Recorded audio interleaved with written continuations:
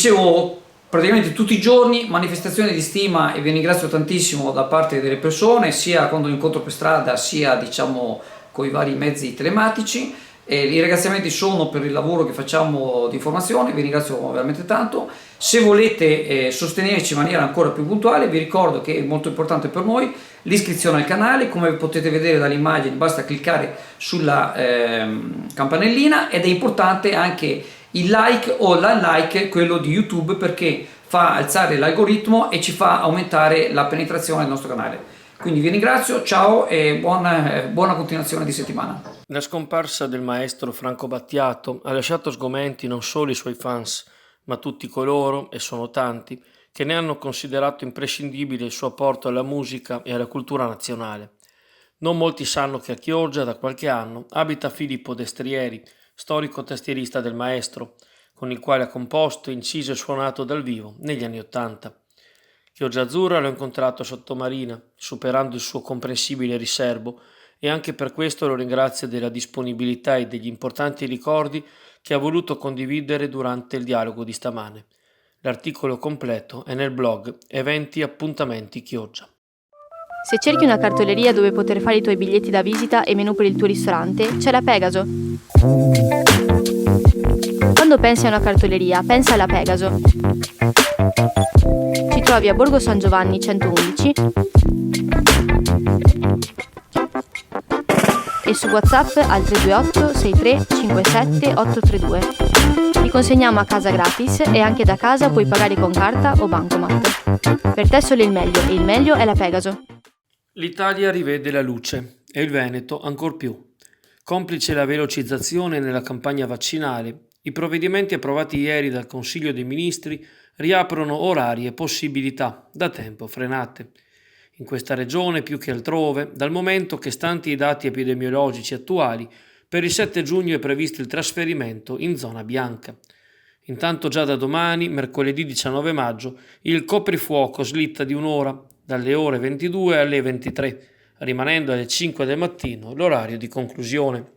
Il 7 giugno prossimo la stessa misura verrà traslata a mezzanotte, mentre sempre in permanenza di notizie lusinghiere dovrebbe essere del tutto eliminato dal 21 giugno, inizio dell'estate. Inoltre da sabato 22 maggio i centri e parchi commerciali riapriranno anche nelle giornate festive e prefestive, non solo con gli alimentari, le farmacie e le edicole. Il 24 maggio sarà la volta delle palestre, mentre già da subito è possibile organizzare ricevimenti nuziali, ma aperti solo a partecipanti muniti del Green Pass, il documento che attesta l'avvenuta vaccinazione o il trascorso contagio o un tampone negativo nell'arco delle 72 ore precedenti. Il 15 giugno via libera anche ai parchi di divertimento a tema. Capitolo ristorazione. Dal 1 giugno riapriranno i locali anche al chiuso, con consumo al tavolo dalle ore 5 alle 18. Lo stesso giorno potranno svolgersi manifestazioni sportive al chiuso con il 25% della capienza massima anche a livello territoriale e non solo di importanza nazionale. A luglio poi sarà la volta delle piscine al chiuso, dei centri benessere, degli spazi sociali e ricreativi per le varie età, dei corsi di formazione. Bloccate invece le discoteche e le sale da ballo, i cui gestori sono sul piede di guerra. Pesce cotto e birra crua non è un proverbio, ma il binomio che lega la tradizione del buon pesce di qualità alla birra artigianale. Fish and Beer, in Viale Venezia 8 a Sottomarina, ha rinnovato il suo negozio di specialità alimentari e ha riaperto all'insegna della qualità e del gourmet.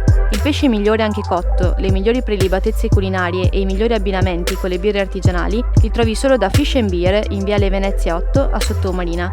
Telefono 335 84 17 387. Credeva di farla franca, invece si è imbattuto nei carabinieri che lo hanno riportato all'ovile. Lo scorso weekend un 21enne di Sottomarina, ristretto a regime degli arresti domiciliari, ha pensato bene di evaderli recandosi a Mira, ma in seguito a un controllo nel territorio i militari dell'Arma hanno appurato che il giovane là proprio non poteva stare, quindi lo hanno ricondotto a domicilio gravato di una nuova denuncia per evasione della misura cautelare. Ai carabinieri il ragazzo ha candidamente confessato di essersi allontanato dall'obbligo senza alcun permesso.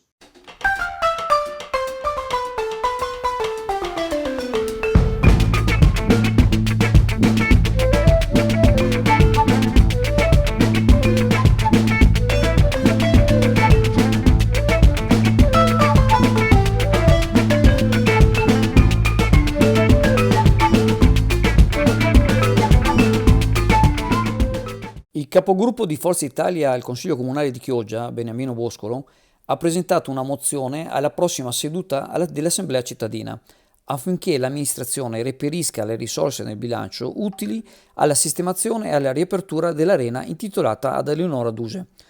Ora il Rudere versa in pessime condizioni, tanto che ne viene impedito l'accesso almeno in via teorica. Il capogruppo Beniamino Boscolo ricorda gli anni d'oro della struttura con spettacoli ed eventi culturali.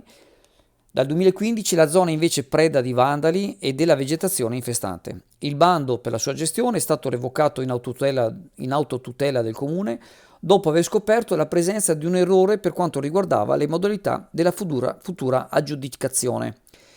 Nei locali attigui, peraltro, è presente anche un deposito di opere storiche e della tradizione completamente abbandonate. L'appuntamento di culto con la pizza sottomarina torna finalmente a incontrare i suoi tantissimi affezionati e ad accoglierne di nuovi. La pizzeria da Leo in via Padova 1 è aperta tutti i giorni dalle 17 anche su ordinazione. Contatta quindi il numero 041 55 40 550 dalle ore 16 e prenota la tua pizza preferita.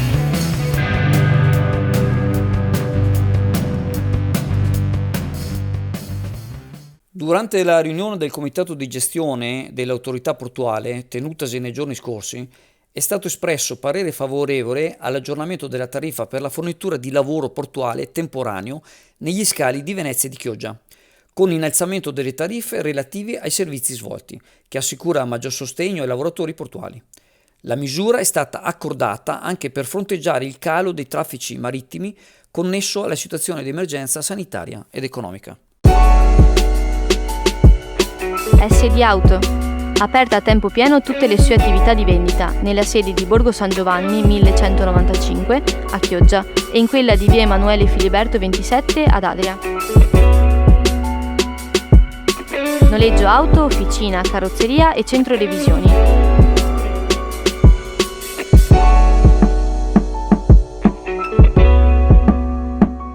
SD Auto vi aspetta. Quella che fu la dimora di una delle famiglie più potenti della Serenissima, i Grimani, riaprirà al pubblico a partire da domani, rinnovata nella struttura e negli allestimenti. A suggellare il progetto di restauro nato dalla sinergia tra il Ministero della Cultura, che è la responsabilità del Palazzo Veneziano, e la Fondazione Venetian Heritage guidata da Totto Bergamo Rossi, ha pensato il celebre artista tedesco Georg Baselitz. Al quinto infatti la mostra, curata da Mario Codognato e prodotta da Gagosian, che porta a Palazzo Grimani 24 tele e 4 sculture di Baselitz, in una collaborazione inedita per Venezia tra un artista contemporaneo e un museo statale. Il cuore dell'esposizione occupa il Portego, il grande salone che si apre alla fine della scalinata del palazzo a Santa Maria Formosa, dove 12 grandi tele dell'artista tedesco riempiono ora le specchiature lasciate vuote dai 12 ritratti dei Grimani andati perduti nel tempo. Una rivoluzione che porta a dialogare passato e presente attraverso un'installazione site-specific che si integra perfettamente con l'anima e la natura del palazzo. E proprio il museo rimarrà incomodato grazie a uno speciale accordo con l'artista, riempiendo di colore e profondità il grande spazio del piano nobile.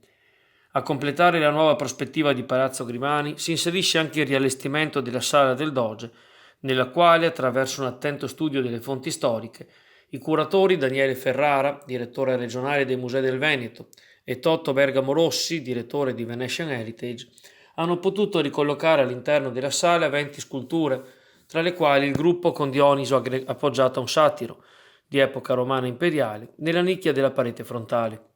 Il museo riaprirà da domani tutti i giorni dalle ore 10 alle ore 19, con prenotazione obbligatoria, telefonando allo 041 5200 345 con almeno 24 ore d'anticipo e per ora solamente nei fine settimana.